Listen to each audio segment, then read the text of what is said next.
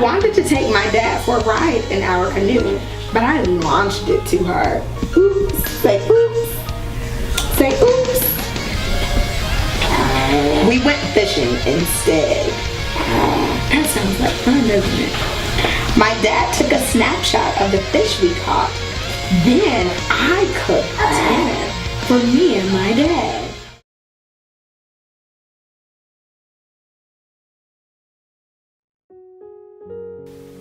So we're talking about our NICU experience with the babies. That was such a long journey, such a long experience. Life-changing, really, to say the least. So of course, the NICU is not something that anyone plans for or looks forward to or has any type of usually positive just perception when it comes to labor, delivery, pregnancy. So they did a wonderful job of preparing us before we even went into labor and delivery. Well, I think we were in labor and delivery that first time.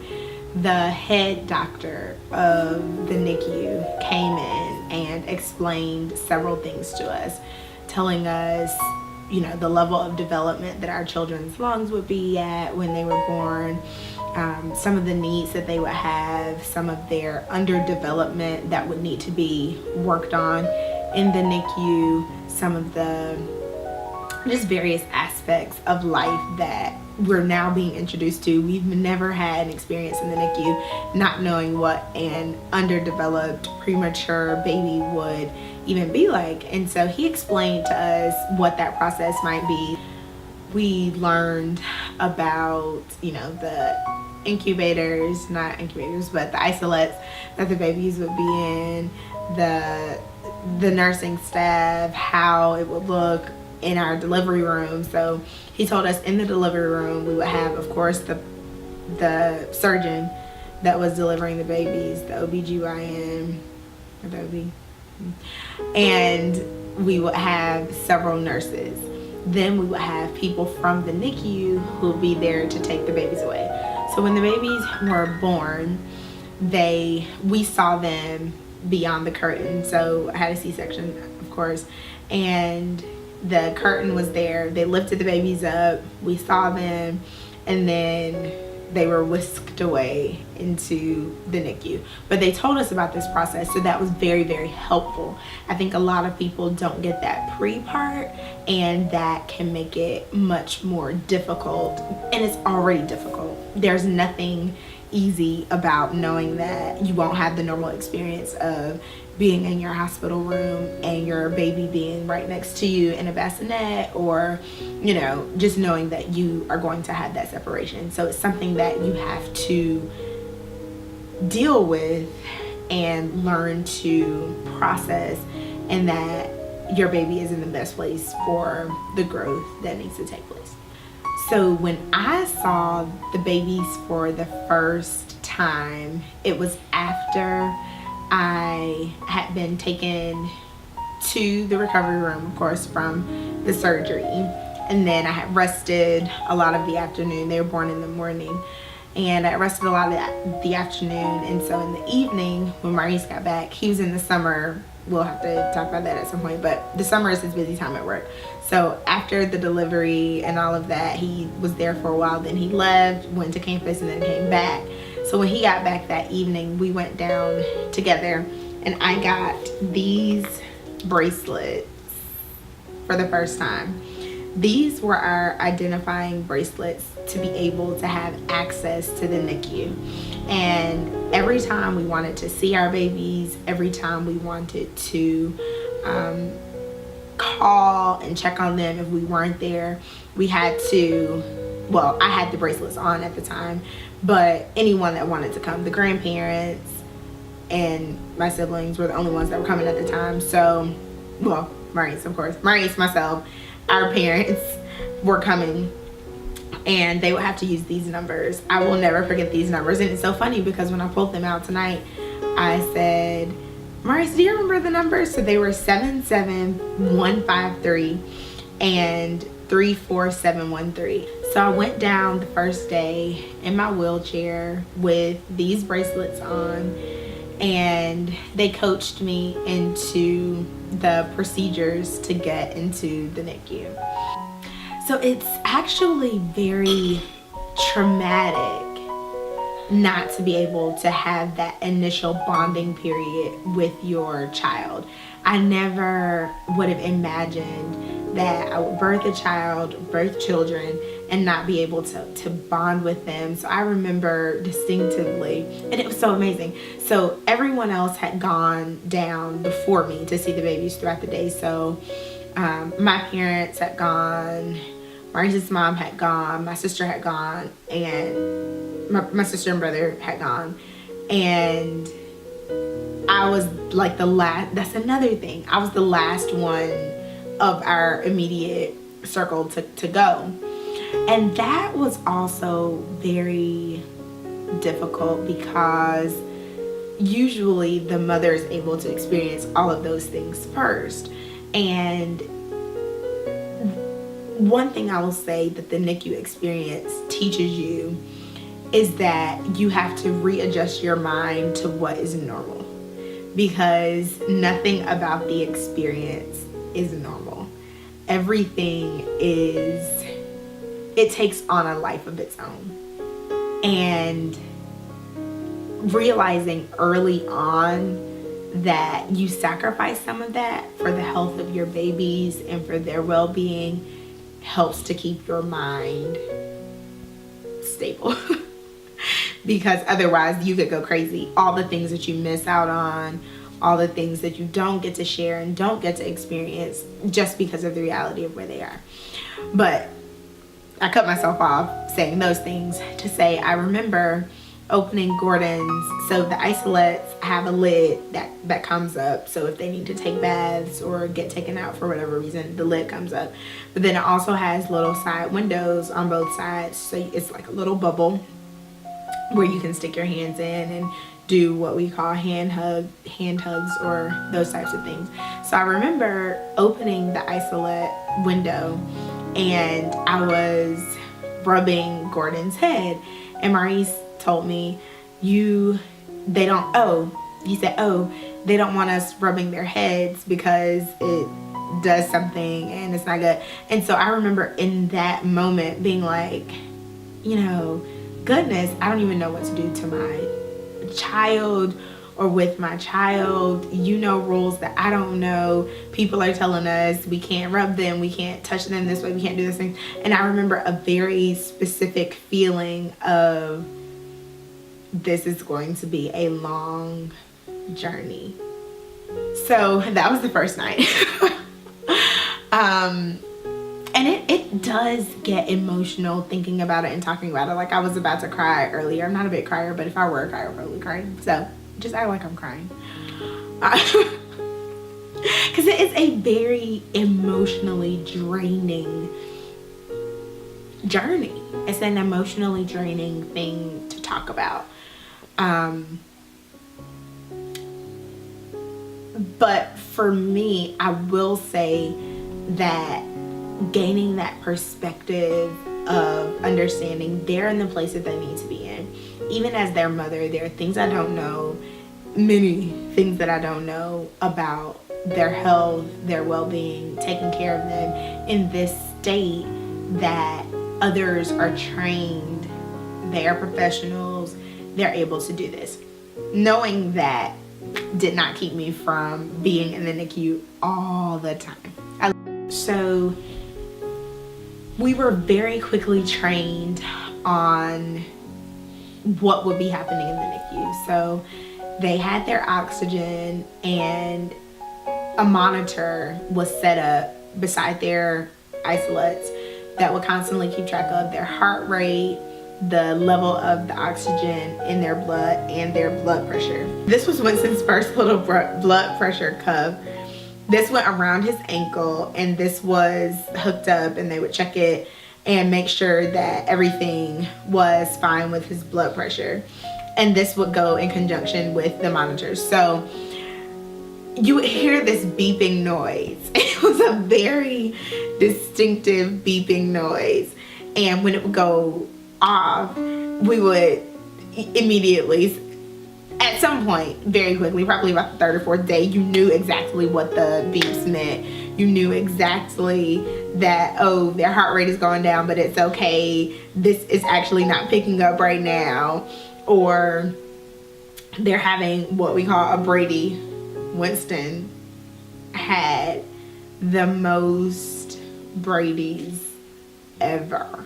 So Brady's are, it's a time when the heart rate is just very low. So usually his heart rate would be in the 150s, and sometimes with the Brady's, especially the more intense Brady's that he would have later as he started eating, they would be, it would be like in the 50s, sometimes 50s, 60s, bad.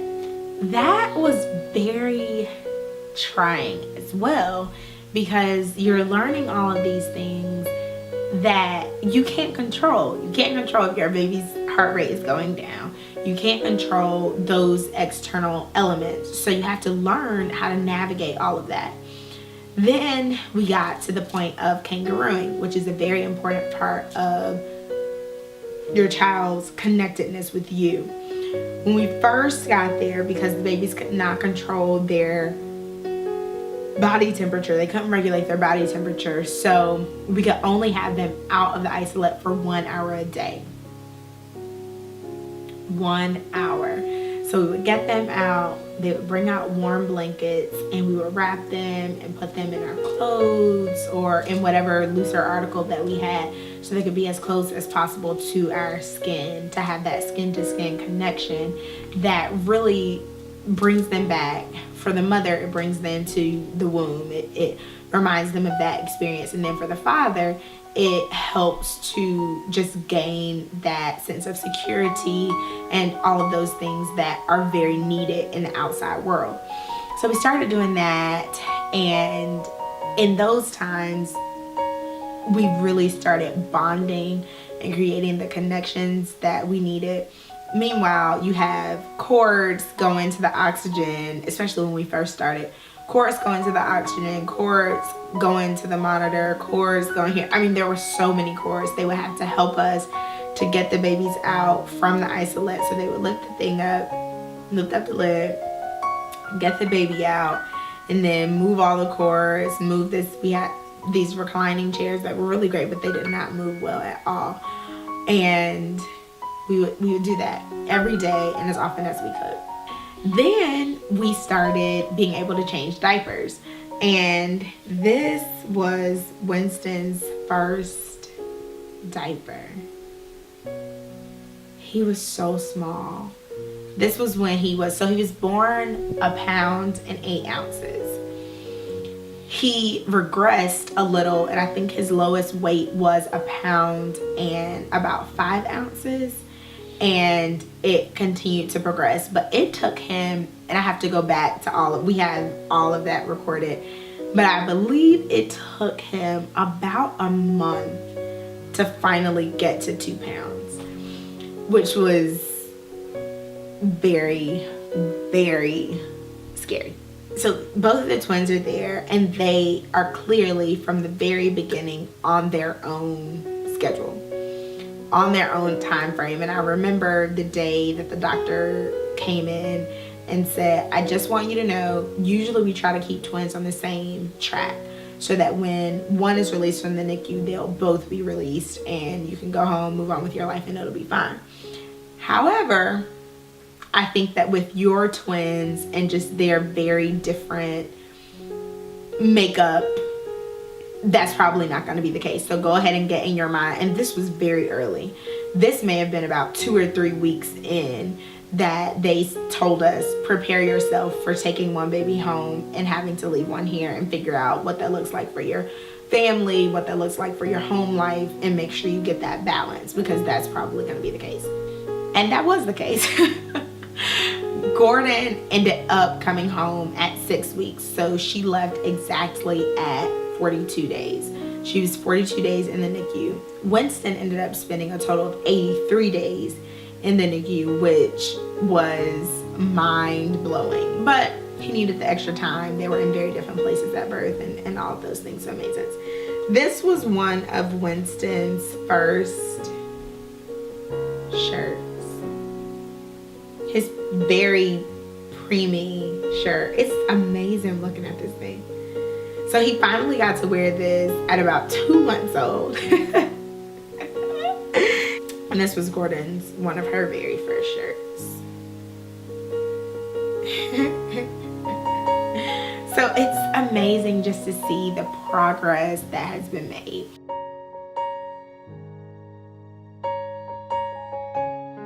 We were one of very few families that have 2 NICU visits for one baby.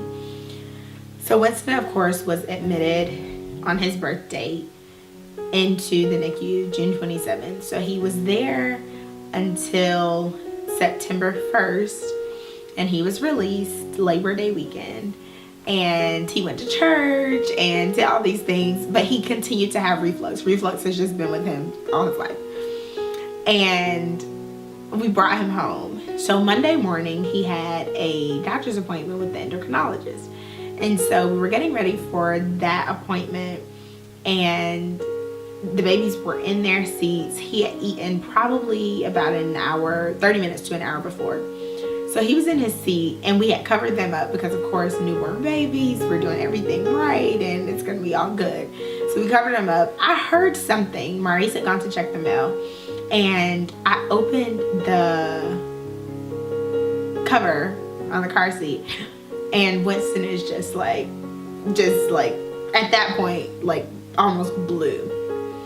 And we're like, what's going on? What has happened? But milk is everywhere from his nose and his mouth, and he's just there. And I'm like, what's going on? Trying to suction and do all that. So Maurice took him out, put him on our dining room table, and performed CPR. Please note, parents, CPR is important. We had to we opted into a CPR class before we left the NICU, and that class saved our son's life. So we went to the appointment. We stopped by to see our MFM specialists from the pregnancy. We went and met up with my dad, and we were telling him what happened, and he said, Winston needs to be back in the hospital. You all cannot have that kind of stress and pressure on you. And we're like, no, he should be fine. We were so sick of the NICU, the hospital, the doctors, the nurses. As Mari said, that hallway, having to walk there, having to park in the parking lot, all of it. Tired. And so we called our nurse and said, this is what has happened. What do you think? And she said, I think he needs to go to the hospital. Honestly, I think he needs to go to the hospital. And so they had told us before that once you're out of the NICU, you can't come back in because now you've been exposed to outside germs.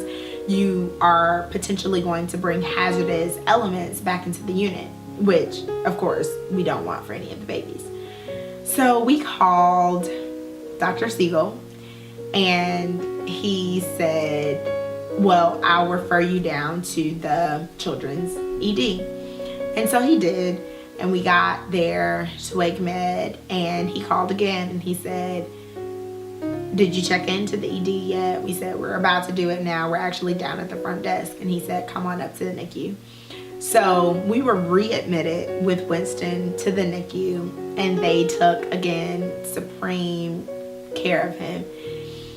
The NICU was a very challenging, difficult place, but I truly believe that life is all about perspective. And while it was not easy, while Maurice and I said some days, I hate this place, I'm never coming back, oh my gosh, why are we here? We gained family there. We gained a sense of security in being able to care for our very premature babies. We gained a lot of stability and confidence in who we were as parents, even with the challenges of the situation.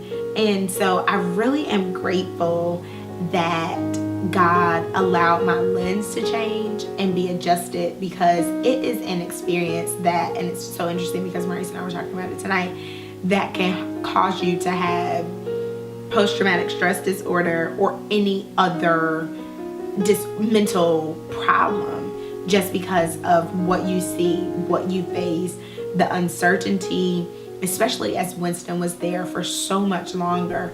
There were so many times that we were uncertain about his well-being, if he would continue to have Brady's all the time, if he would be able to eat all his food and not have reflux and then not know how to handle the reflux and all those things. But the community that we established there with the doctors, with the nurses, and our favorite nurse, Melissa, with the parents of the NICU was life-changing. It was absolutely life-changing. And that is an experience that will go with us for so much longer than we could probably ever imagine. And we're very grateful for that. So would I do it again? For the health of my babies, yes. Would I want to do it again? No. But I know that there are people in this world that are here to help us when we face life's most difficult challenges. And we're grateful.